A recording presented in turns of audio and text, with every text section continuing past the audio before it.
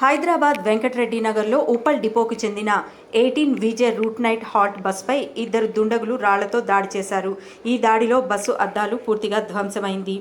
ఈ ఘటనను టీజీఎస్ఆర్టీసీ యాజమాన్యం సీరియస్గా తీసుకుని రాచకొండ కమిషనరేట్ ఉప్పల్ పోలీస్ స్టేషన్లో ఫిర్యాదు చేయడం జరిగింది. ప్రస్తుతం ఈ కేసును పోలీసులు దర్యాప్తు చేస్తున్నారు. అయితే ఆర్టీసీ బస్సులు ప్రజల ఆస్తులు, వాటిని కాపాడుకోవాల్సిన బాధ్యత ప్రతి పౌరుడిపై ఉంది.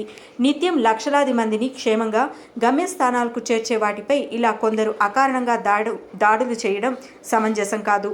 బాధ్యులపై పోలీస్ శాఖ సహకారంతో చట్ట ప్రకారం సంస్థ కఠిన చర్యలు తీసుకుంటుంది అని తెలిపారు.